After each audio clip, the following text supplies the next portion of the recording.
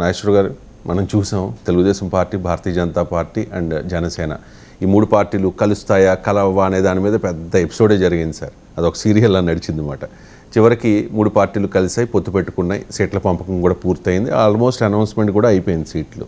ఇప్పుడు చంద్రబాబు నాయుడు ఒక మాట అన్నారు సార్ కుప్పంలో, ముస్లింలతో ఒక సమావేశం ఏర్పాటు చేసినప్పుడు, పొత్తు కోసం నేను వెళ్ళలేదు, వాళ్ళు వస్తేనే పొత్తు పెట్టుకున్న భారతీయ జనతా పార్టీతో పొత్తుపై ముస్లింలతో చంద్రబాబు నాయుడు ఇటువంటి కామెంట్ చేశారు. అంటే ముస్లిం ఓటు బ్యాంక్ దూరం అయిపోతుందని వ్యాఖ్యలు చేశారనుకోవాలా? మరి అందరికీ తెలిసిన విధంగా ఢిల్లీ వెళ్ళి అక్కడ మొత్తం అంతా చేసిన తర్వాత ఇటువంటి వ్యాఖ్యలు చేయడాన్ని ఏ రకంగా అర్థం చేసుకోవాలి? అంటే ఇప్పుడు చపాతి నా నోట్లకు అదే వచ్చింది, నేను తినలేదు అన్నట్టున్నది. నేను తినలే, చపాతి నా నోట్లకు వచ్చింది అంటే ఎలా ఉంటుందో ఇది కూడా అలాగే ఉంటుంది. సో ఇప్పుడు అది ఒక రకంగా సెల్ఫ్ డిఫీటింగ్ ఎక్స్ప్లెనేషన్, అంటే ఒక రకంగా సెల్ఫ్ గిల్ట్. అంటే తాను ఒక పని చేసినప్పుడు ఆత్మవిశ్వాసంతో చేస్తే కాన్ఫిడెంట్గా చెప్తారు, బీజేపీతో పొత్తు. ఇదివరకు ఏం చెప్పారు, రాష్ట్ర ప్రయోజనాల కొరకే నేను ఈ పొత్తు పెట్టుకున్నాను అని చెప్పాడు. మరి రాష్ట్ర ప్రయోజనాల కొరకు నువ్వు పెట్టుకోలే పొత్తు, వాళ్ళు అడిగారు. అంటే ఇక్కడ రాష్ట్ర ప్రయోజనాల కొరకు టీడీపీ చంద్రబాబు నాయుడు పొత్తు పెట్టుకున్నాడు అని మనం అనుకున్నాం ఇదివరకు. ఎందుకంటే రాష్ట్ర ప్రయోజనాలు ముఖ్యం కదా, పార్టీ ప్రయోజనాలు కాదు. తన వ్యక్తిగతంగా తనకున్న అభిప్రాయాలు ఏమున్నా రాష్ట్ర ప్రయోజనాల కొరకు చంద్రబాబు నాయుడు బీజేపీతో కలిశాడు. చంద్రబాబు నాయుడు ఈ స్టేట్మెంట్ ద్వారా రివీల్ చేసింది ఏంటంటే, రాష్ట్ర ప్రయోజనాల కొరకు ఆశించింది బీజేపీ, టీడీపీ కాదు కదా, వాళ్ళు కదా ఫస్ట్ వచ్చింది అంటే అనే అర్థం చేసుకోవాలా? లేదా మీరు అన్నట్లు ముస్లిం ఓటు ఎక్కడ పోతుంది అనేటువంటి అనుమానంతో ఇచ్చే సెల్ఫ్ డిఫీటింగ్ ఎక్స్ప్లెనేషన్. అంటే తాను బీజేపీతో పొత్తు పెట్టుకొని తప్పు చేశానని జనం అనుకుంటున్నారు కనుక దానికి వివరణ ఇచ్చేటువంటి కార్యక్రమమా? ఎందుకంటే స్వామి పరిపూర్ణానంద కూడా స్టేట్మెంట్ ఇచ్చాడు, బీజేపీ నాయకుడు. అంత తర్వాత మాట్లాడుకుందాం సెపరేట్గా. సో ఆయన ఏమన్నాడంటే, ముస్లిం ఓట్లకు స్వామీజీకి టికెట్ ఇస్తే ముస్లిం ఓట్లు పోతాయి అని చంద్రబాబు నాయుడు అన్నాడు అని ఆయన స్టేట్మెంట్ ఇచ్చాడు. సో అందువల్ల మైనారిటీ ఓటు దూరం అవుతుంది. మైనారిటీ ఓటు వాస్తవంగా ఇప్పటికీ ప్రధానంగా వైసీపీ వెనకాల ఉంది. ఆ మిగిలిన ఓటు కూడా దూరం అవుతుంది అన్న అనుమానంతో ఈ వివరణ ఇచ్చారు. ఇప్పుడు ఇది డిజిటల్ యుగం. ఒకప్పుడు అంటే నువ్వు ఒక ముస్లింల సమావేశం పెట్టి మాట్లాడితే అక్కడికే పరిమితం. ఇప్పుడు 1000 మంది ముస్లింల సమావేశంలో మాట్లాడితే 10 లక్షల మంది హిందువులకు కూడా పోతుంది కదా, అది ఆగదు కదా ఆ వీడియో. అంటే మరి దేని కొరకు ఎక్స్ప్లెనేషన్ ఇచ్చుకుంటున్నారు? బీజేపీ టీడీపీ పొత్తు కలిస్తాయి, రాష్ట్ర ప్రయోజనాల కొరకు పొత్తు పెట్టుకున్నాం. జగన్మోహన్ రెడ్డి ఆర్థిక విధ్వంసానికి పాల్పడ్డాడు. ఆర్థిక విధ్వంసానికి గురైన ఆంధ్ర రాష్ట్రాన్ని మనం మళ్ళీ పునర్వైభవం తేవాలి అంటే కేంద్ర ప్రభుత్వ సహకారం అవసరం. అందుకొరకు నరేంద్ర మోడీ మళ్ళీ ప్రధాని అయ్యే అవకాశం ఉంది కనుక ఆ కేంద్ర ప్రభుత్వ సహకారం కొరకు రాష్ట్ర ప్రయోజనాల కొరకు పొత్తు పెట్టుకున్నామన్నది ఇప్పటివరకు వివరణ. సో ఇప్పుడు ఆ వివరణ ఇచ్చిన తర్వాత మళ్ళీ ఎక్స్ప్లెనేషన్ ఎందుకు? వివరణ ఇచ్చారు, అయిపోయింది, పొత్తు పెట్టుకున్నారు. జనం టీడీపీ బీజేపీ పొత్తు వల్ల రాష్ట్రానికి కలిగే ప్రయోజనం చెప్పాలి ఇప్పుడు ఎన్నికల ప్రచారంలో. అది చెప్పకుండా పొత్తు ఎందుకు పెట్టుకున్నాం అని చెప్తారా ఎవరైనా? సో పొత్తు ఎందుకు పెట్టుకున్నామని చెప్పాల్సిన సందర్భమే కాదు. పొత్తు పెట్టుకున్నారు, అయిపోయింది. ఆ పొత్తు వల్ల రాష్ట్రానికి కలిగే ప్రయోజనాలు చెప్పాలి. అందువల్ల ఇది సెల్ఫ్ డిఫీటింగ్ ఎక్స్ప్లెనేషను. తనకు తాను అనుమానంతో తాను చేసిన పని కరెక్టేనా, ప్రజలు ఏమనుకుంటున్నారు అనేటువంటి క్వశ్చన్. తర్వాత ఇక్కడ ఇంకో ముఖ్యమైన అంశం ఏంటంటే, ఇది నిజమా? నెక్స్ట్ ప్రశ్న వస్తుంది. సో ఎవరు అడిగారు పొత్తు గురించి? ఎవరు ఇప్పుడు మనకు ప్రపోజ్ ఎవరు ముందు చేశారని చెప్పి సంగీత్ కార్యక్రమం జరుగుతుంది పెళ్ళికి ముందు. ఆ సంగీత్కు ఎవరో ఒక యాంకర్ వస్తారు, యాంకర్ అడుగుతారు అబ్బాయిని అమ్మాయిని కూర్చోబెట్టి, నీవు ముందు ప్రపోజ్ చేసావా అని. లవ్ మ్యారేజెస్ అయితే, లవ్ మ్యారేజ్ కాకపోతే ఎవరు ప్రపోజ్ చేసేది ఏమున్నది, పెద్దలు ప్రపోజ్ చేస్తారు. సో ఎవరు ముందుగా ప్రపోజల్ పెట్టారని అడుగుతారు. సో ఆ విధంగా ఉంది. ఇప్పుడు టీడీపీ ప్రపోజల్ ముందు పెట్టిందా, బీజేపీ ప్రపోజల్ ముందు పెట్టిందా? చంద్రబాబు నాయుడు అనేది బీజేపీ వాళ్ళే వెంపర్లాడారు, బీజేపీ వాళ్ళే నా వెనకాల పడ్డారు. చంద్రబాబు నాయుడు టీడీపీతో పొత్తు లేకపోతే మాకు బ్రతికే లేదు, మాకు పార్టీకి ఉనికే లేదు, మా పార్టీకి అస్తిత్వమే లేదు, అందువల్ల మాకున్నది 1% ఓటింగు. సో మేము 1% ఓటింగ్తో పోటీ చేస్తే ఇక్కడ డిపాజిట్లు రావు, అందువల్ల మాకు కొన్ని ఎమ్మెల్యేలు ఎంపీలు కావాలి, అందుకొరకు సహకరించండి అని చంద్రబాబు నాయుడు బతిమలాడాడ.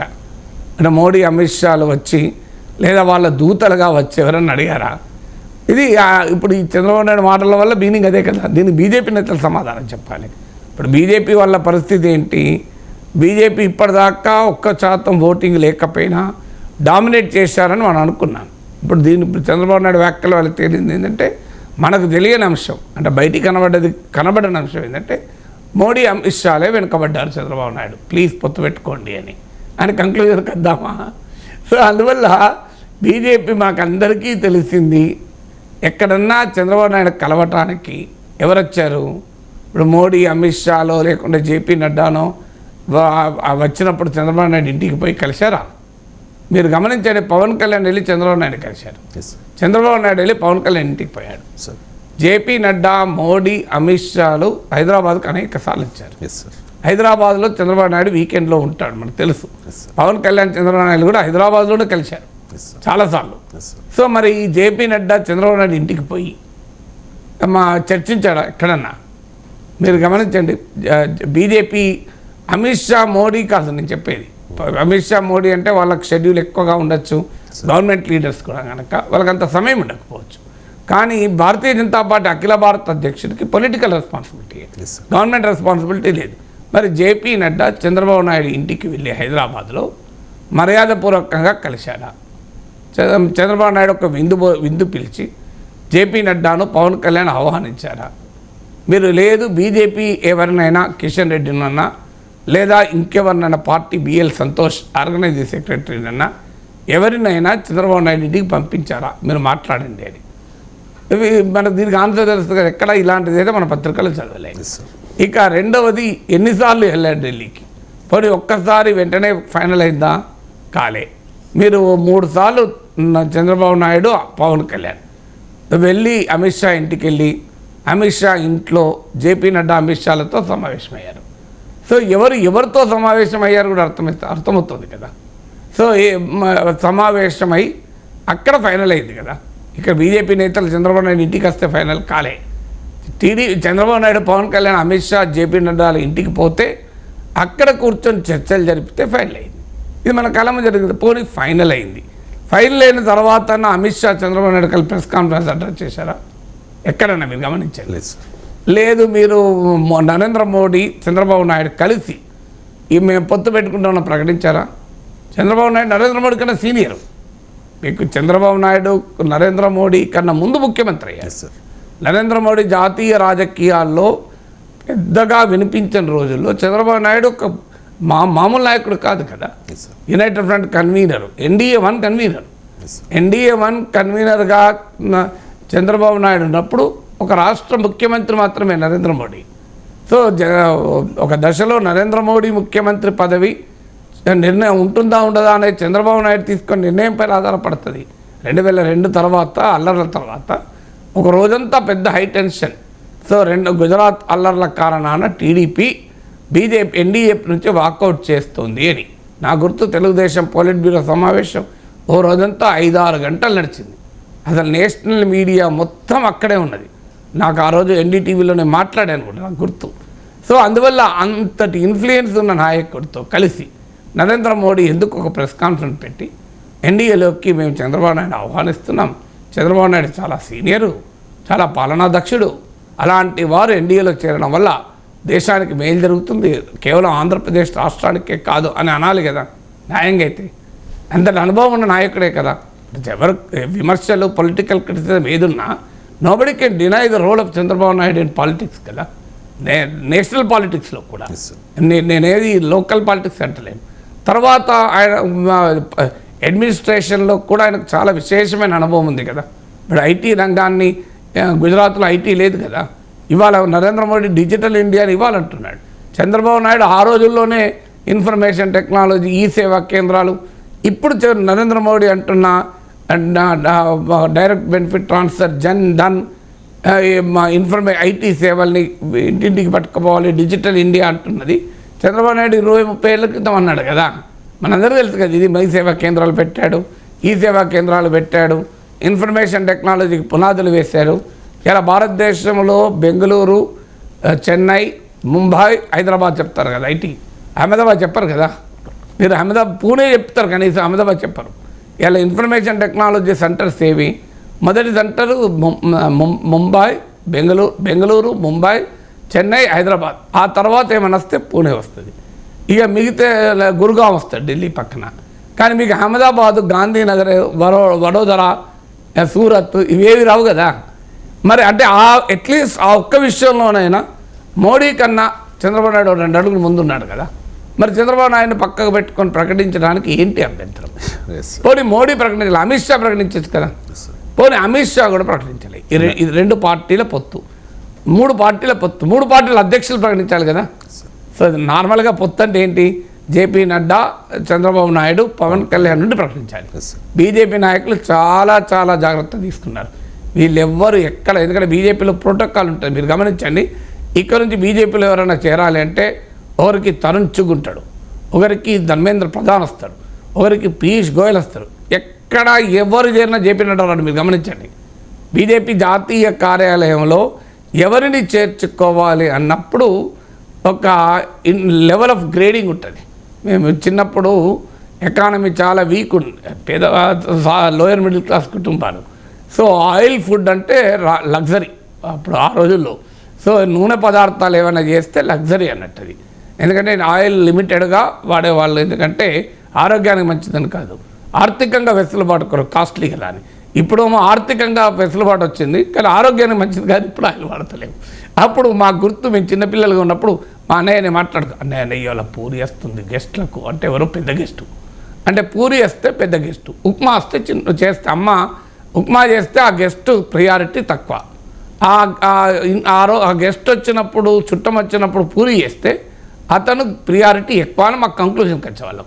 అందువల్ల ఉప్మా, అటుకులు, పోహా లేదా పూరి, ఈ ఉప్మా అండ్ పోహా అయితేనేమో లోయర్ ప్రియారిటీ, పూరి అయితేనేమో చాలా పెద్ద గెస్టు అని మేము కంక్లూజన్కి వచ్చేవాళ్ళం. సో దీన్ని బట్టి మాకు అంచనా ఉండేది ఆ వస్తున్న ఇంటికి వచ్చిన అతిథి స్థాయి ఇది అని. సో అందువల్ల బీజేపీలో కూడా ఇలా ఉప్మా, పోహా, పూరి తేడా ఉంటుంది. సో ఒక స్థాయి నాయకుడితే పోహా ఉంటుంది, ఇంకో స్థాయి నాయకుడితే పూరి ఉంటుంది. మీరు చూడండి, బీజేపీలో చేరిన వారిని బట్టి ఆ స్థాయి నాయకుడు వచ్చి మీకు కండవ కప్పుతాడు. అది ఎవరైనా కానివ్వండి, బీజేపీ యొక్క ప్రోటోకాల్ అది. సో ఎక్కడ జేపీ నడ్డా వచ్చి కప్పాడు ఎవరికి, అమిత్ షా వచ్చి కప్పాడు. ఇక్కడ పార్టీలో చేరిన తర్వాత వెళ్ళి అమిత్ షా ఇంటికి పోయి కలుస్తారు. జేపీ నడ్డా ఆఫీసులో ఉన్నా కూడా, మీరు ఇది రాసి పెట్టుకొని అడగండి ఎవరన్నా బీజేపీ వాళ్ళను, బీజేపీ జాతీయ కార్యాలయంలో జేపీ నడ్డా ఉన్నా కూడా అక్కడ హాల్లో పార్టీలో చేరే కార్యక్రమం జరిగిన పోరు జేపీ నడ్డా. వేరే వాళ్ళు ఉంటారు అక్కడ, తరుణ్ చుగ్, వాళ్ళ స్థాయిని బట్టి ధర్మేంద్ర ప్రధాన్, పీయూష్ గోయల్, ఇంకోరు ఉంటారు, చేర్చుకునే వాళ్ళు ఉంటారు. తెలుగు వాళ్ళైతే కిషన్ రెడ్డి ఉంటారు.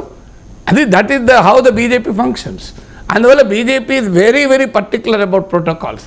అంటే ఎవరు ఎక్కడ స్టేజ్ మీద ఉండాలి, ఈవెన్ మీరు స్టేజ్ మీద ఎవరు ఉండాలి కూడా పార్టీ ప్రోటోకాల్ ఉంటుంది. సో అంత స్ట్రిక్ట్ పార్టీ ప్రోటోకాల్ పాటించే పార్టీ ఎందుకని జేపీ నడ్డా, చంద్రబాబు నాయుడు కలిసి ఒక ప్రెస్ కాన్ఫరెన్స్ పెట్టి, ఎందుకంటే వేరే వాళ్ళు ఎవరో ఎన్డీఏలో చేరడం వేరు, చంద్రబాబు నాయుడు చేరడం వేరు. ఎందుకంటే ఎన్డీఏ 1కు ముఖ్య రథసారథి చంద్రబాబు నాయుడు, వాజ్పేయితో, అద్వానీజీలతో కలిసి పనిచేసిన నాయకులు కదా. సో అలాంటి వ్యక్తిగత స్టేచర్ ఉంటుంది కదా, పర్సనల్ స్టేచర్. పార్టీగా జేపీ నడ్డా, పార్టీగా తెలుగుదేశం పార్టీ చిన్నది కావచ్చు, బీజేపీ పెద్దది కావచ్చు, కానీ పాలిటిక్స్లో పొలిటికల్ స్టేచర్ ఉంటుంది. అందువల్ల పార్టీ స్టేచర్తో పాటు ఒక పొలిటికల్ స్టేచర్ కూడా ఉంటుంది. సో ఆ పొలిటికల్ స్టేచర్ రీత్యా చూస్తే జేపీ నడ్డా, అమిత్ షా, నరేంద్ర మోడీ ముగ్గురి కన్నా కూడా చంద్రబాబు నాయుడు సీనియర్ కదా. సో అయినా కూడా లేదు కదా. మరి దీన్ని బట్టి ఇవన్నీ బట్టి ఏమర్థం అవుతుంది? పోనీ చివరి వరకు ఎవరు వెయిట్ చేశారు? క్యాండిడేట్లను ప్రకటించకుండా ఆగి, చివరకు 94-24 ప్రకటించి ఆగి, చివరకు 24ను 21గా జనసేనకు మార్చి, ఇవన్నీ ఎవరు చేశారు? అది పోనీయండి, సీట్లు లెక్క తీయండి, ఎవరితో వచ్చారు అన్న, ఎవరు పిలిచారు, ఎవరు వచ్చారన్నది తీరిపోతుంది. బీజేపీకి 6 ఎంపీ సీట్లు ఇచ్చిన తర్వాత బీజేపీ అడిగినట్ల, టీడీపీ అడిగినట్ల తేలిపోతుంది కదా. ఇప్పుడు ఎవరైనా పై చేయి ఎవరికి ఉంది, కింది చేయి ఎవరికి ఉంది అన్నది కదా పాయింట్. ఇప్పుడు ఇక్కడ పై చేయి క్లియర్గా బీజేపీది కనబడుతుంది కదా, కింది చేయి చంద్రబాబు నాయుడు కనబడుతుంది కదా. ఎందుకంటే 25 సీట్లలో 6 సీట్లు ఇచ్చారు కదా, అంటే 25% ఆఫ్ ఎంపీ సీట్లు ఇచ్చారు. టీడీపీ బీజేపీ జనసేన కూటమికి ఎంత ఓటింగ్ లాస్ట్ టైం వచ్చి లెక్క తీద్దాం. ఇప్పుడు ఓటింగ్ అంటే మన లెక్క లేవు. 40% టీడీపీకి వచ్చింది, 7% జనసేనకు వచ్చింది, 1% బీజేపీకి వచ్చింది. నోట పక్క పెడదాం, 48% వచ్చింది కదా. అంటే 48% ఈ ప్రపోజల్లో సీట్లు ఇస్తే ఎంత ఇవ్వాలి? ఓన్లీ 2 ఇవ్వాలి. 2 కూడా కాదు, 1 కూడా ఇవ్వకూడదు. 25 ఎంపీలు. కానీ ఎంత ఇచ్చారు? 25 అంటే 12% ఓటింగ్ వచ్చిన వాళ్ళకి ఎంత ఇవ్వాలో అంత ఇచ్చారు. 7% ఓటింగ్ వచ్చిన వాళ్ళకు ఎన్ని ఇచ్చారు? జనసేనకు. బీజేపీకి ఎన్ని ఇచ్చారు? So who is getting the disproportional share? ఇప్పుడు డిస్ప్రపోర్షనల్ షేర్ ఎవరికి వస్తుంది అనే పాయింట్ కదా. సో క్లియర్గా కనబడుతుంది కదా డిస్ప్రపోర్షనల్ షేర్ మీకు బీజేపీకి తీసుకుంటే. వాళ్ళే వచ్చారు, నేను పోలేదు. అసలు ఈ చర్చ పెట్టడమే టీడీపీ చేస్తే పెద్ద పొరపాటు. ఇది వ్యూహాత్మక తప్పు. సో బీజేపీ పొత్తును వ్యతిరేకించేవారు ఎవరు? ముస్లింలు వ్యతిరేకిస్తున్నారు అనుకోండి. వాళ్ళు వచ్చినా నువ్వు పోయినా ఇట్ మేక్స్ నో డిఫరెన్స్ కదా. వాళ్ళు వస్తేంది, నువ్వు పోతే ఏంటి? ఇది తేడా ఏమైనా ఉందా? సో అల్టిమేట్గా ఆకు ముళ్ళు మీద పడ్డా, ముళ్ళు ఆకు మీద పడ్డా ఏం జరిగేది? ముళ్ళు తిరుగుతుందా? ఆకే కదా తిరిగేది. సో నేను ముళ్ళు మీద పడలేదు, ముళ్ళే నా మీద పడ్డది. Yes so what? ముళ్ళు నీ మీద పడితే నువ్వు ముళ్ళు మీద పడితే ఆఖరికి ఆకే కదా చినిగింది. సో అందువల్ల బీజేపీతో పొత్తును అంగీకరించలేని టీడీపీ ఓటరు ఎలాగూ టీడీపీ వెళ్ళినా బీజేపీ అడిగినా ఇట్ మేక్స్ నో సెన్స్. అందువల్ల సీనియర్ నాయకులు కూడా కొన్ని సందర్భాల్లో ఎందుకు ఇలా మాట్లాడతారంటే that is the psychology. When you are not confident about your decision, when you have a sense of ఒక రకమైన గిల్ట్, అంటే ఇది తప్పు చేశానా, ఇది కరెక్ట్ స్ట్రాటజీ కాదా, ఎవరైనా ఏమన్నా అనుకుంటున్నారా అనుకున్నప్పుడు ఏమవుతుంది అంటే మనిషి ఇలా ఎక్స్ప్లెనేషన్లు ఇచ్చుకుంటూ ఉంటారు. సో మనం ఎవరేమన్నా అనుకుంటున్నారో ఏమో అనుకున్నప్పుడు చాలా ఇప్పుడు నేను అందంగా లేను అనే భావన నాకున్నాను అనుకోండి, నేనేం చేస్తాను? ఇలా చేస్తూనే ఉంటా ఎప్పటికీ. నాకు అందంతో పనే లేదు, నేను మాట్లాడే చూస్తారు తప్ప నా ముఖం వాడు చూడడు అనేది నేను మహేష్ బాబును కాదనుకున్న తర్వాత నేను అసలు పట్టించుకుంటున్నా. ఎన్నోసార్లు టీవీ స్టూడియోలో కొమ్మి కూడా చేసుకోకుండా కూర్చుంటా. కొన్నిసార్లు కెమెరామెన్ చెప్తారు, కొన్నిసార్లు చెప్పరు. ఏమన్నా ఐ డోంట్ బాదర్, నేను మాట్లాడేది వింటారు అని. సో అందువల్ల it's a very very wrong statement, strategically wrong. అంటే భుజాలు తడుముకోవడం అంటారు సార్. అంటే ఇక భుజాలు గుమ్మడికాయలు ఎందుకు కానీ, బట్ రియాలిటీ ఏంటంటే so it's a self defeating explanation. అంటే నష్టం జరిగించే వివరణ నిజం కూడా కాదు కదా అందరికీ. ఇప్పుడు నేను చెప్పిన ఇన్ని ఉదాహరణలు చెప్పాను కదా. అండ్ ఇంకొకటి చిలకలూరుపేట సభలో కూడా మోదీ పెద్దగా ఎక్కడాలే. నేను ఇదివరకు మనం చిలకలూరుపేట సభ మీరు కరెక్ట్గా గుర్తు చేశారు. చిలకలూరుపేట సభ ఇది క్లాసిక్ కేసు. ఎవరు అడిగారు, ఎవరు కోరారు? ఎందుకంటే జీవీఎల్ నరసరావు బహిరంగంగా చెప్పారు కదా, వెంపర్లాడింది టీడీపీ మాతో పొత్తుకొని. ఏ టీడీపీ నాయకు నాకు ఖండించిందా? మేము వెంపర్లాడతలే, మీరు వస్తున్నారు అని ఖండించిందా? లేదా జీవీఎల్ నరసరావు మీద బీజేపీ అధిష్టానానికి ఎవరైనా కంప్లైంట్ చేశారు? నాకు చెప్పండి. నా ఇంటర్వ్యూలో కూడా చెప్పాడు టీడీపీ వెంపర్లాడుతుంది అని. సో అందువల్ల క్లియర్గా బీజేపీ వారు పోని విష్ణువర్ధన్ రెడ్డి బీజేపీ నాయకుడే ముఖ్యమంత్రి ఉంటాడన్నాడు. ఎవరన్నా టీడీపీ వాళ్ళ బీజేపీ అధిష్టానం చెప్పినట్టు కంప్లైంట్ చేశారా మీ నాయకుడు ఇట్లా మాట్లాడుతున్నాడు ఏంటని? పోనీ ప్రశ్నించారా? అదేమైనా చేశారా చెప్పండి? చేయలే కదా. మీరు క్లియర్గా కనబడుతుంది కదా. సో అందువల్ల మీరు చిలకలూరు సభలో ఒక్కసారి చంద్రబాబు నాయుడు పేరు ప్రస్తావించారు. నాకు గుర్తున్నంత సబ్జెక్టు కరెక్షన్. అది చంద్రబాబు నాయుడు పవన్ కళ్యాణ్ మీ హక్కుల కొరకు చాలా కాలంగా కృషి చేస్తున్నాడు అన్నాడు. ఎక్కడ చంద్రబాబు నాయుడు మరోసారి ముఖ్యమంత్రి చేయండి అని పిలిపియలే. మీరు మొత్తం ఉపన్యాసం ఎన్డీఏకో సర్కార్కో అన్నాడు. అంటే నన్ను ప్రధానమంత్రి చేయండి అని అన్నాడు తప్ప చంద్రబాబు నాయుడు ముఖ్యమంత్రి చేయండి అన్న పదం రాదు ఎక్కడ. డబుల్ ఇంజన్ సర్కార్ అంటే అక్కడ మోడీకి చంద్రబాబు నాయుడు కరెక్టే, ఆ ఇండైరెక్ట్గా ఎందుకు అంటన్నా. సో డబుల్ ఇంజన్ సర్కార్ అంటే కేంద్రంలో ఉన్న సర్కార్. కేంద్రంలో ఎవరు మేజరు? బీజేపీ కదా, టీడీపీ కాదు కదా. అంటే మనకి ఆంధ్రప్రదేశ్లో మేజర్ బీజేపీనా? ఇక తేడా ఉంది కదా. డబుల్ ఇంజన్ సర్కార్ యూపీలో అనడం వేరు, మీరు మధ్యప్రదేశ్లో అనడం వేరు, రాజస్థాన్లో అనడం వేరు, ఛత్తీస్గఢ్లో అనడం వేరు, గుజరాత్లో అనడం వేరు. డబుల్ ఇంజన్ సర్కార్ అని ఆంధ్రప్రదేశ్లో అనడం వేరు. రెండింటి మధ్య చాలా తేడా ఉంటుంది. ఎందుకంటే అక్కడ బీజేపీ మెయిన్, ఇక్కడికి వచ్చేవరకు ఏంటంటే బీజేపీ మెయిన్ కాదు కదా. ఇక్కడ అవునన్నా కాదన్నది చంద్రబాబు నాయుడు సర్కార్ కదా. డబుల్ ఇంజన్ అయినా ఏ ఇంజన్ అయినా అక్కడ మోడీ ఇంజన్ అయితే ఇక్కడ పురంధేశ్వర ఇంజన్ కాదు కదా. ఆ డబుల్ ఇంజన్కు మోడీ ఇంజన్ చంద్రబాబు నాయుడు ఇంజన్కు డబుల్ ఇంజన్ తేడా లేదా? ఈ చంద్రబాబు నాయుడు సర్కార్ కదా, ఆ మాట అనాలి కదా.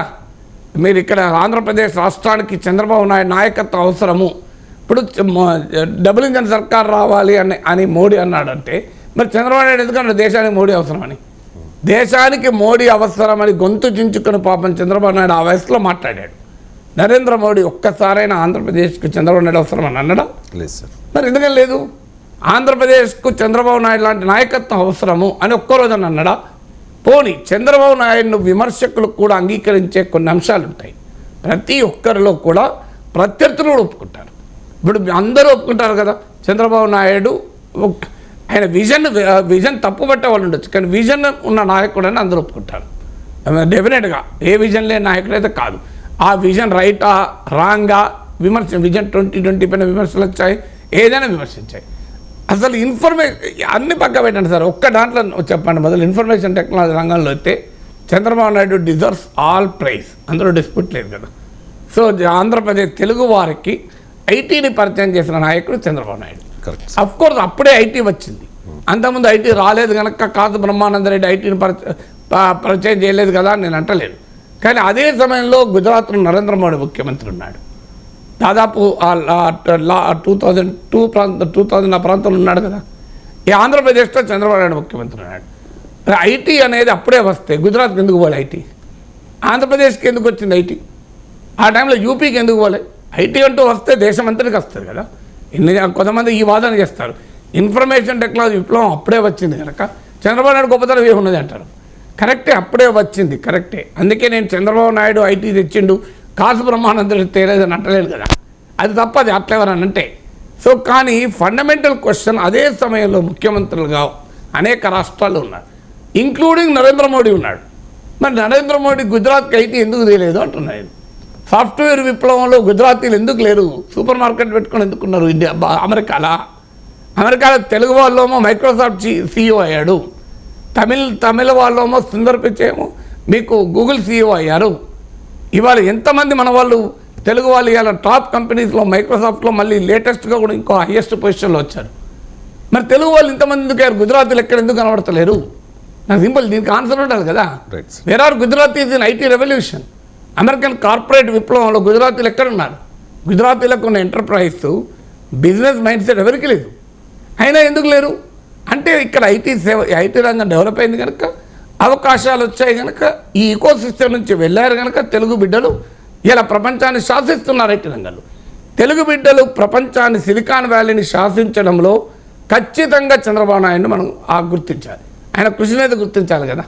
మరి ఇది మోడీ ఎందుకు గుర్తిస్తలేదు అంటాను నేను. ఆ తెలుగు లోगों सिलिकॉन वैली में रहता, इसका रूट्स किधर है? हैदराबाद में है. हैदराबाद में कौन किया?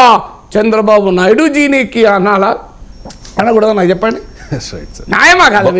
బహుశా చంద్రబాబు నాయుడు మీద ఉన్న ఇంప్రెషన్, గతంలో ఆయన తిట్టిన తిట్లు, ఇవన్నీ కూడా మోదీ గుర్తుపెట్టుకుని అలాంటప్పుడు పొత్తు పెట్టుకోవద్దు. ఇష్టంగానే పొత్తు పెట్టుకున్నారు కదా సార్. ఇష్టమా కాదు సార్. ఇప్పుడు ఇష్టంతో పెళ్లి చేసిన అయితే కలిసి ఉండాలా వద్దా? అయిష్టంగా పెళ్లి చేసిన అని చెప్పి కలిసి ఉండము. నేను రోజు భార్యను కనీసం గౌరవించను, భర్తను గౌరవించడం న్యాయమా? చెప్పండి. అయిష్టంగా పెళ్లి చేసుకున్నా కూడా ఇలా కర్రీ చాలా బాగుందే అంటారు, బాగా లేకపోయినా కూడా ఏదో పాపం మాట అంటే సతీమణి సంతోషపడుతుంది అని. అదే ఆ లెవెల్ ఆఫ్ ఫ్రెండ్షిప్ ఉండాలి కదా రెండు మిత్రపక్షాల పట్ల.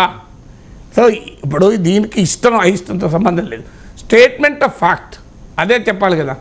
ఇలా నరేంద్ర మోడీని అంగీకరించిన వాళ్ళు కూడా మోడీ ఒక బలమైన నాయకుడు, కఠినమైన నిర్ణయాల్ని దృఢ సంకల్పంతో తీసుకుంటాడు. ఈ స్టేట్మెంట్లో ఎవరికైనా భిన్నాభిప్రాయం ఉందా? ఎందుకంటే ఆర్టికల్ 370 ఎవరు ముట్టుకుంటారని ధైర్యం చేశారు చెప్పండి. మోడీ ఇట్లా ఒక పెన్ పోటుతో లేచి పడేశాడు. అంత కాంప్లికేటెడ్, అసలు ఇంపాసిబుల్ అనుకున్న ఆర్టికల్ 370ని అది రైటా రాంగా తర్వాత సంగతి, but did he not do it. అలాగే మీకు CA సిటిజన్షిప్ అమెండ్మెంట్ యాక్ట్ తెచ్చాడా లేదా? అదంతా ఎందుకండి. ఇప్పుడు మీకు బాలాకోట్ స్ట్రైక్స్ పాకిస్తాన్ టెరిటరీలోకి వెళ్ళి ఎయిర్ స్ట్రైక్ జరిపారా లేదా? ఈవెన్ అటల్ బిహారీ వాజ్పేయి కూడా కార్గిల్ యుద్ధ సమయంలో ఇచ్చిన క్లియర్ ఇన్స్ట్రక్షన్స్ సరిహద్దు దాటకండి అని, LOC దాటకండి అని ఇచ్చారు. కానీ మోడీ ఆగాడ సర్జికల్ స్ట్రైక్ చేశాడు పాక్ ఆక్యుపైడ్ కాశ్మీర్లోకి వెళ్ళి, అక్కడితో ఆగకుండా బాలాకోట్కి వెళ్ళి స్ట్రైక్ చేశాడు. ఇది మోడీని మనం అప్రిషియేట్ చేయాలా వద్దా? నేను అప్రిషియేట్ చేసిన ఆ నిర్ణయాలు రైటా రాంగా కాదు. ఎస్, బాలాకోట్ స్ట్రైక్స్ కరెక్ట్, నా అభిప్రాయం. Surgical strikes correct. కానీ ఆర్టికల్ 370 కావచ్చు లేదా సిఏ కావచ్చు, దానిపైన భిన్నమైన భాష్యాలు ఉండొచ్చు, విశ్లేషణలు ఉండొచ్చు. బట్ స్టిల్ మోడీ నిర్ణయం తీసుకోవడంలో వ్యాసిలేషన్ ఉండదు. అసలు ఎవరూ ఊహించని, ఎవరూ కూడా ధైర్యం చేయని నిర్ణయాల్ని పవర్ఫుల్గా డిమానిటైజేషన్. ఎవరు ధైర్యం చేశారు? 86% కరెన్సీని ఒక్క కలం పొడితో రద్దు చేస్తాడని ఎవరైనా ఊహించారా? సో అది రైట్ ఆ రాంగా? Yes, I have my own opinion. కానీ అది తీసుకున్నాడు కదా అన్నది ఫ్యాక్ట్ కదా. అట్లా ప్రతి నాయకుడి విషయంలో కొన్ని ఇండిస్ప్యూటబుల్ ఫ్యాక్ట్స్ ఉంటాయి. ఇప్పుడు రాజశేఖర రెడ్డి అంటే సంక్షేమ పథకాలు ఇన్నోవేటివ్గా తీసుకొచ్చాడు. అంతకుముందు మనం ఎవరైనా ఊహించామా 108 ఉంటుందని? అసలు చాలా చిన్న విషయం కదా 108. మరి ఏ నాయకుడు ఎందుకు పెట్టలే? 108 సేవలు అంతా అద్భుతమైన సేవలు కదా. సో అందరం అప్రిషియేట్ చేయాలి. ఆరోగ్యశ్రీ అది రైటా రాంగా తర్వాత ఆరోగ్యశ్రీ కరెక్టా లేకుంటే ప్రభుత్వ హెల్త్ కేర్ పెంచడం కరెక్టా భిన్నాభిప్రాయం ఉండొచ్చు. బట్ ఇది వెరీ ఇన్నోవేటివ్ కదా. సో రాజశేఖర్ రెడ్డి అంటే ఇన్నోవేటివ్. ఇందిరాగాంధీ అంటే చాలా బలం, వెళ్ళి బంగ్లాదేశ్కి వెళ్ళి పాకిస్తాన్ సంగతి తెలిసిచ్చింది. సో ఇలా ఇందిరాగాంధీని వాజ్పేయి లాంటి వాళ్ళు దుర్గాతో పోల్చారు. అందువల్ల నేను అనే పాయింట్ ఏంటంటే, మీరు బాబుతో పొత్తు పెట్టుకున్నారు. Acknowledge what Chandrababu Naidu stands for. నేను అనేది డోంట్ సే చంద్రబాబు నాయుడుతో మీరు విభేదించే అంశాలు మాట్లాడకండి. సో నేనేం పోలవరంకో ఏటీఎం కరే అని అప్పుడు అన్నారు, ఇప్పుడు అనండి అన్నాను. నేను అనను. పొత్తు పెట్టుకున్న తర్వాత ఎట్లంటారు? ఇంకా అప్పుడు చాలా అన్నారు సార్. అప్పుడు చాలా అన్నారు. అప్పుడు మోడీ బాబు అన్నాడు, బాబు మోడీ అన్నాడు, పక్క పెడదాం. బట్ अभी political contestation with your permission sir, वो बार बार मुझे ये याद दिलाते हैं कि वो मुझसे बहुत सीनियर है. I was CM in 1996. Narendra Modi became Chief Minister in 2002. I am asking who are you? आप सीनियर है दल बदलने में, आप सीनियर है नए नए दलों से गठबंधन करने में, आप सीनियर हैं अपने खुद के ससुर की पीठ में छुरा भोंकने में. अरे आप सीनियर हैं एक चुनाव के बाद दूसरे चुनाव में हारने में. आप सीनियर हैं आज जिसको गाली दे कल उसकी गोदी में बैठने में. आप सीनियर हैं आंध्र के सपनों को चूर चूर करने में. దీన్ని ఏమన్నాడంటే, మీరు సీనియర్ అంటే చంద్రబాబు నాయుడు, హిందీ రాని వారి కొరకు చంద్రబాబు నాయుడు నేను మోడీ కన్నా సీనియర్, నేను 96లో ముఖ్యమంత్రి అయ్యాను, మోడీ తర్వాత అయ్యాడు అంటే మోడీ చెప్పింది ఏంటి? మీరు నిజంగానే సీనియరు, రోజుకో కూటమిలో చేరడంలో సీనియరు, మీరు నిజంగానే సీనియరు, మీ మామకు వెన్నుపోటు పడవడంలో మీరు నిజంగానే సీనియరు, ఆంధ్రప్రదేశ్ కళల్ని ముక్కలు ముక్కలు చూరు చేయడంలో మీరు నిజంగానే సీనియరు, మీరు నిజంగానే సీనియరు. ఒక ఎన్నిక తర్వాత మరో ఎన్నికలో ఓడిపోవడం. ఇది చెప్పండి. అప్పుడు విమర్శించినప్పుడు అంత ఘాటుగా విమర్శించి ఇవాళ కలిసి ఉన్నప్పుడు టెల్ ఎట్లీస్ట్ ఫ్యాక్ట్స్. మరి మోడీ గురించి చంద్రబాబు నాయుడు ఏం చెప్పాడు? అసలు మోడీ ఒక వ్యక్తి కాదు, ఒక శక్తి, విశ్వగురు అన్నాడు. మోడీని చంద్రబాబు నాయుడు అంత పొగిడితే చంద్రబాబు నాయుడు మోడీ ఒక్క మాట కూడా at least what everybody can acknowledge. అందుకే ఆ ఉదాహరణ అయిపోయాను. ఐటీ ఇప్పుడు వివాదపరమైన అంశాలు ఎత్తకండి, కలిసినప్పుడు ఎత్తారు ఎవరైనా, నేను ఒప్పుకుంటాను. కానీ అట్లీస్ట్ అందరూ కేటీ రామారావు అంగీకరించాడు కదా మీటింగ్లో. నేను ఐటీ విషయంలో చంద్రబాబు నాయుడు రోల్ను మనం కాదనలేమని. రేవంత్ రెడ్డి అన్నాడు కదా, హైదరాబాద్ అభివృద్ధిలో రాజశేఖర రెడ్డి చంద్రబాబు నాయుడుతో పాటు కేసీఆర్ పాత్రను కూడా అది కూడా చెప్పడం. అంటే ఫండమెంటల్గా క్వశ్చన్ అదే. Modi is very very clear. ఇప్పుడు చెప్పండి, మోడీ మాట్లాడిన దాన్ని చంద్రబాబు నాయుడు దాన్ని విశ్లేషించిన తర్వాత ఎవరు వెళ్ళారు పొత్తు కోసం, ఎవరు అడిగారు, ఎవరు కలిశారు అనేది అర్థమైపోతుంది కదా. Right sir. ఇక సంపూర్ణ మద్యపాన నిషేధం, ఇది వైఎస్ఆర్ కాంగ్రెస్ పార్టీ మేనిఫెస్టోలో పెట్టిన ఒక హామీ సార్. దీన్ని అమలు చేస్తారా? మీరు అమలు చేయలేదు, మీరు ఏ దశలో ఉన్నారు, మీ వల్ల కాదు అని చెప్పి తెలుగుదేశం పార్టీ కార్నర్ చేసింది. వాస్తవంగా సంపూర్ణ మద్యపాన నిషేధం చేసే దిశగా అయితే ఈ ప్రభుత్వం వెళ్ళలేదు. కానీ ఇప్పుడు చంద్రబాబు నాయుడు ఒక కొత్త మాట అంటూ ఉన్నారు సార్. మేము అధికారంలోకి వస్తే నాణ్యమైన మద్యాన్ని మీకు అందుబాటులో ఉంచుతాము అని చెప్పి. ఒకసారి ఆ బైట్ ప్లే చేయండి.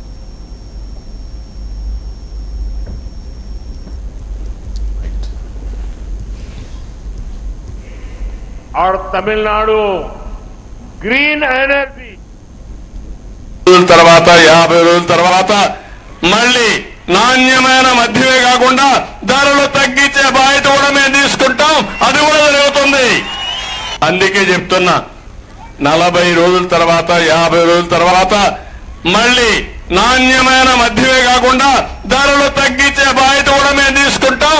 అది కూడా జరుగుతుంది. Right sir. ఇంకో మాట కూడా అనాల్సిందే. ఎందుకంటే నాణ్యమైన మద్యాన్ని ధర తక్కువ ధరకి ఇస్తాం కనుక ఎక్కువ తాగండి, మీ ఆరోగ్యాలు చెడగొట్టుకోండి, మీ లివర్ చెడగొట్టుకోండి, మీకు ఆరోగ్యశ్రీ కింద లివర్ కూడా నేనే ట్రాన్స్ప్లాంట్ చేయించి పెడతాను, అయినా కూడా ట్రాన్స్ప్లాంటేషన్ ఫెయిల్ అయ్యి మీరు చచ్చిపోతే నీ భార్యకు వితంతు పెన్షన్ ఇస్తాను అని కూడా ప్రామిస్ చేయాలి కదా. అసలు ఇది అబ్బా ఏమి అద్భుతమైన సంక్షేమ పథకం సార్ ఇది. అంటే అంటే దీన్ని మించిన జనాకర్షణ పథకం లేదు. అంటే అంటే ఎక్కడ దాకా పోయాం. సో మన వేర్ ఆర్ వి గోయింగ్ అంటే మద్యము నిషేధించలేము అనేది చాలామంది అంటారు. కనీసం నియంత్రించాలి కదా. తెలుగుదేశం పార్టీ వారసత్వం దేనికి? సంపూర్ణ మద్య నిషేధం కోరినటువంటి పార్టీ కదా, పెట్టినటువంటి పార్టీ కదా. మీరు మద్య నిషేధాన్ని జగన్మోహన్ రెడ్డి ప్రభుత్వం పైన చాలా సీరియస్ క్రిటిసిజం ఉంది. ఎందుకంటే రకరకాల బ్రాండ్ల మద్యాన్ని పెట్టారు, ఊరు పేరు లేని బ్రాండ్లు. అసలు ఈవెన్ నేను ఎప్పుడు ఆంధ్రప్రదేశ్, నేను ఎక్కడ మద్యం తాగామని కాదు, ఆంధ్రప్రదేశ్లో వెళ్ళి మద్యం ఏం తాగాల్సిన అవసరం నాకు లేదు, కానీ అంటుంటారు క్యాష్ ఆన్ డెలివరీ అని, ఈవెన్ డిజిటల్ పేమెంట్ కూడా ఒప్పుకోరు అని.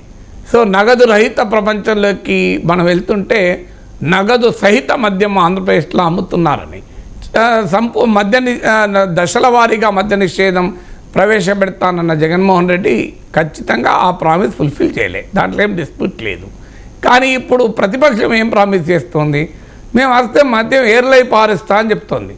అంటే నాణ్యమైన మద్యం, నాణ్యమైన బియ్యాన్ని చౌకగా ఇస్తామని అంటే సంతోషపడాలి. నాణ్యమైన పప్పు దినుసుల్ని తక్కువ రేటుకి ఇస్తాం, ఎందుకంటే కందిపప్పు చాలా కాస్ట్లీ అయిపోయింది. Pulses are poor man's meat, ఇది పేదవాడికి మాంసం కృత్తులు ఇచ్చేది. అందువల్ల మేము పప్పు దినుసులు తక్కువ రేటుకి ఇస్తాం అంటే మనం సంతోషపడాలి. అసలు తెలుగుదేశం వారసత్వం ఏంటంటే 2 రూపాయల కిలో బియ్యాన్ని అంటే ప్రవేశపెట్టిన పార్టీ కదా. ఇప్పుడు దానిపైన కేఆర్ వేణుగోపాల్ అప్పుడు చీఫ్ రేషనింగ్ ఆఫీసర్గా ఉండి ఆయన పరిశోధన చేశారు. తర్వాత ఆయన ప్రఖ్యాత ఐఏఎస్ అధికారి, చాలా రెస్పెక్టబుల్ సివిల్ ఐఏఎస్ అధికారి, ప్రైమ్ మినిస్టర్ ఆఫీస్లో పనిచేశాడు. ఆయన ఒక రీసెర్చ్ కూడా చేశాడు, role of public distribution system in combating poverty అని. అది సేజ్ పబ్లికేషన్స్ వాళ్ళు డెలివరెన్స్ ఫ్రమ్ హంగర్ అని ఒక పుస్తక రూపంలో కూడా ప్రచురితమైంది. అందులో ఆయన చెప్పింది ఏంటంటే 2 రూపాయల కిలో బియ్యం పెట్టాక ప్రజల పౌష్టికాహార స్థాయి గణనీయంగా పెరిగింది అని. సో అది ప్రామిస్, అలాంటి చరిత్ర ఉన్న పార్టీ అంటే 2 రూపాయలకు కిలో బియ్యం ఇస్తామని, ప్రజల ఆకలి తీరుస్తామని మొదలుపెట్టిన పార్టీ ఇలా ప్రజల మద్యం దాహం తీరుస్తాము అని ప్రామిస్ చేస్తే ఏం మాట్లాడాలి? జగన్మోహన్ రెడ్డి విమర్శించడం కరెక్ట్, అది ఆయన మద్యపాన నిషేధం దశల వారీగా అన్నాడు, చేయలేదో పక్క పెడదు, అది ప్రశ్నించాల్సిందే, దాన్ని ఏమి మనం పక్కకు పెట్టలేము కూడా, ఆ విమర్శ చేయాల్సిందే. కానీ వాట్ ఆర్ యూ ప్రామిసింగ్? 2 రూపాయల కిలో బియ్యంతో ప్రజల పౌష్టికాహార స్థాయి పెంచిన పార్టీ ఇవాళ నాణ్యమైన మద్యాన్ని తక్కువ ధరకి ఇస్తామని ప్రామిస్ చేస్తే స్థాయికి ట్రాన్స్ఫర్మేషన్ జరిగింది అంటే ఆశ్చర్యం వేస్తుంది. ఇవాళ మీకు పేద బిడ్డలకు ఉదయం అల్పాహారం పెడతామని ప్రామిస్ చేయండి.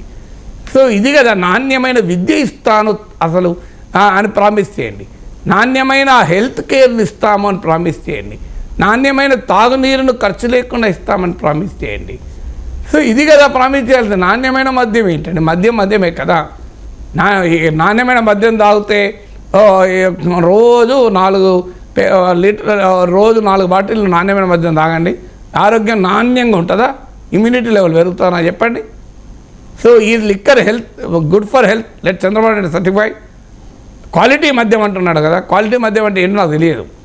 So let Chandrababu Naidu certify liquor is good for health. So మనం ఎవరికి, ప్రజలకు ఏమి ఇవ్వాలి? నాణ్యమైన విద్య, వైద్యము, నాణ్యమైన రోడ్లు, కాలుష్య రహిత నగరాలు, నాణ్యమైన పాలన, ఇది కదా మనం ఇవ్వాల్సింది. నాణ్యమైనటువంటి ఆహారము, పౌష్టికాహార స్థాయి ఇవ్వాలి, నాణ్యమైన మదర్ కేర్, చైల్డ్ కేర్ ఇవ్వాలి, ఇలాంటి నాణ్యమైన పాలు ఇవ్వండి కల్తీ లేకుండా తక్కువ ధరకు. పాల ధరలు పెరుగుతున్నాయి. ఇది వదిలేది నేను నాణ్యమైన మద్యాన్ని తక్కువ ధరకి ఇస్తాము అంటే, మద్య నిషేధాన్ని ప్రామిస్ చేసిన తెలుగుదేశం నాణ్యమైన మద్యాన్ని తక్కువ ధరకి ఇస్తానని ప్రామిస్ చేస్తే ఎలా, ఎక్కడి దాకా పోయింది రాజకీయం అనే ఆవేదన అయితే కలుగుతుంది. Yes sir. ఇక పొత్తులో భాగంగా భారతీయ జనతా పార్టీకి 10 సీట్లు కేటాయించారు. ఆ 10 సీట్లను అభ్యర్థుల్ని, స్థానాలని కూడా నిన్న భారతీయ జనతా పార్టీ రిలీజ్ చేసింది సార్. ఒకసారి చదివి వినిపిస్తాను ప్రేక్షకులకి.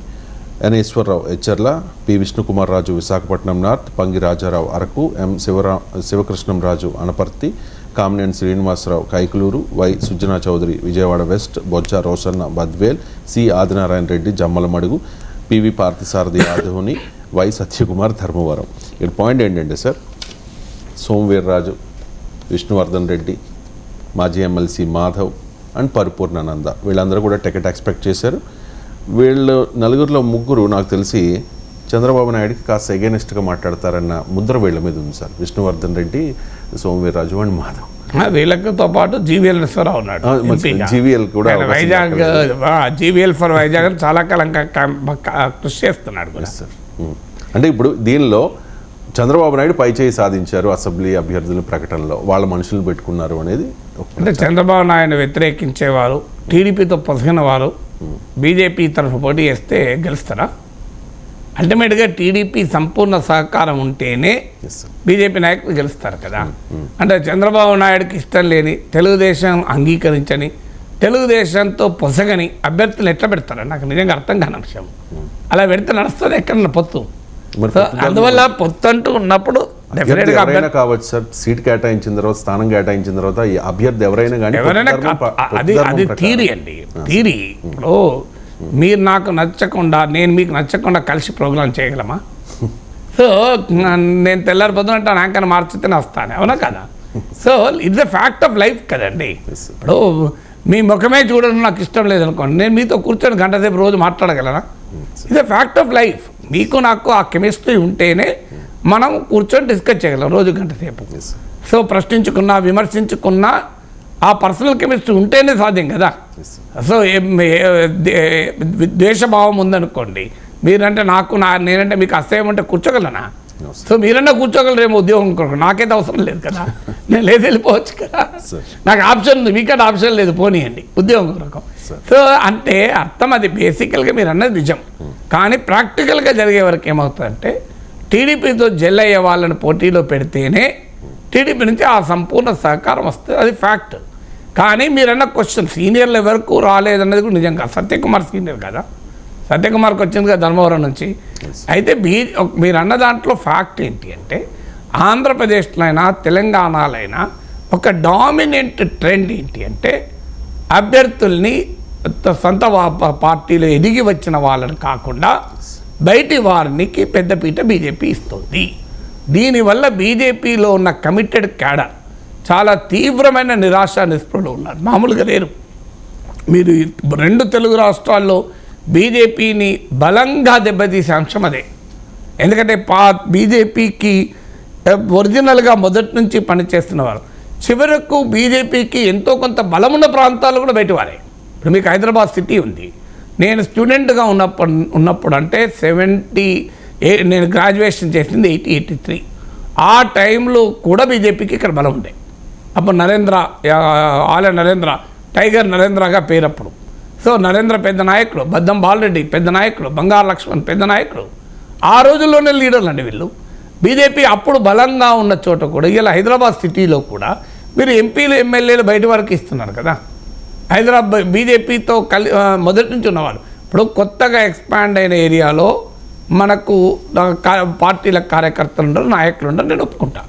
సో బీజేపీకి త్రిపురలో బయట వాళ్ళని పెట్టారంటే ఐ కెన్ అండర్స్టాండ్, బెంగాల్లో బయట వాళ్ళని పెట్టారంటే ఐ కెన్ అండర్స్టాండ్. కానీ బలమున్న హైదరాబాద్ సిటీ అంటే మొదటి నుంచి బలమున్న ప్లేస్ కదా. సో అక్కడ కూడా నీకు ఒరిజినల్ బీజేపీ లేరు. అందువల్ల తెలంగాణలో, ఆంధ్రలో ఒరిజినల్ బీజేపీ నేతలకు విలువ లేదు. అంటే ఆర్ఎస్ఎస్ ఐడియాలజీతో పనిచేసి బీజేపీ గెలుస్తుందని కలలు కూడా అనుకొని సమయంలో కూడా పార్టీ కమిట్మెంట్తో, హిందుత్వ ఐడియాలజీ కమిట్మెంట్తో పనిచేసిన వారికి ఎక్కడా బీజేపీలో గుర్తింపు లేదు. వాళ్ళు కేవలం వాళ్ళ సిద్ధాంతాన్ని నమ్మిన వాళ్ళు కనుక వాళ్ళు ఊడిగం చేసుకుంటూనే ఉండాలి. వాళ్ళ సిద్ధాంతాన్ని నమ్మిన వాళ్ళు వేరే పార్టీకి పోరు. వారికి ఐడియాలజికల్ నిబద్ధత ఉంది కనుక వాళ్ళు చాకరీ చేస్తూనే ఉండాలి.